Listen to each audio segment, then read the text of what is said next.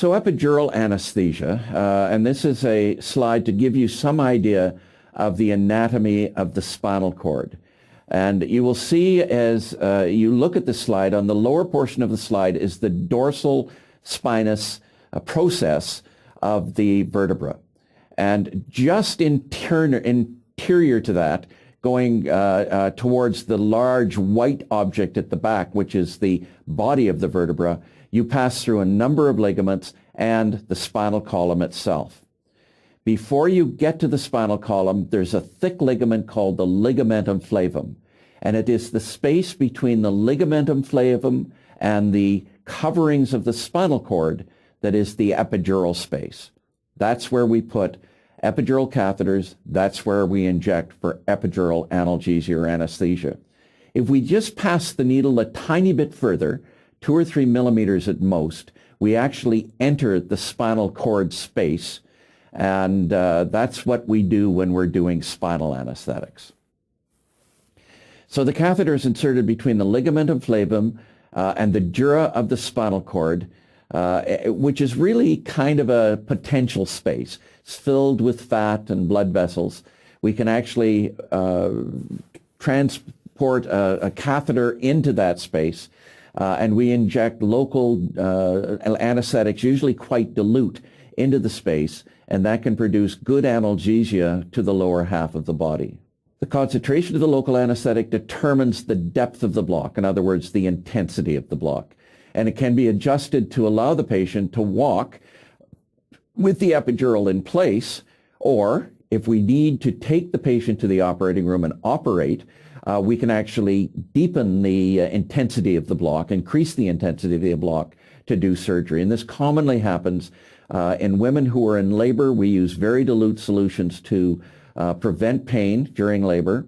And then if we do need to take them to the operating room and do a cesarean section, we increase the intensity of the block so they'll tolerate the actual surgical procedure. So the easiest way to put in an epidural is with the patient in the sitting position, because this straightens the spine.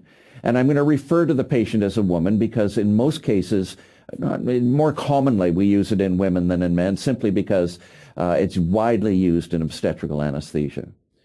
We draw a line between the superior spines of the pelvis, and in theory that line goes through the dorsal spine, the dorsal spinous process of the lumbar 4 vertebra. In fact, recent studies have shown that it varies anywhere up to 1 to 2 vertebra from that position, but we usually still do this technique just to get a sense of where we're going and to feel the landmarks in the back. And the landmarks we're feeling for are the dorsal spines of the lumbar vertebra and the spaces between the lumbar vertebra. You don't have to have the patient sitting to put in an epidural, and frequently women in labor find it more comfortable to be on their side when the epidural is placed. So one has to learn how to place the epidural with the patient in the lateral position, either left or right lateral, which means you have to learn how to kind of go backwards in some situations, particularly if they're lying in the right lateral position facing away from you. But amazingly, it's quite possible to learn how to do this. It's unusual to put the patient's head up or down, but sometimes patients will request this, and it certainly is possible to put in an epidural with the patient in those positions. So this is the needle insertion for the lumbar space, and this is the kind of epidural we place for labor and for lower abdominal or limb surgery. If you look very carefully at the diagram of the vertebra, you'll see that the dorsal spine, that portion of the vertebra that sticks out towards the back, is very short and straight in the lumbar region. So the needle is usually placed just under the dorsal spine, above the subsequent dorsal spine in the space, and slid in through the ligaments towards the epidural space. The thoracic insertion is quite different, and we use thoracic epidurals for management of pain postoperatively after thoracic surgery and after upper abdominal surgery. You can see that the thoracic vertebra, the dorsal spine, doesn't come straight out. It actually points inferiorly. It points towards the bottom.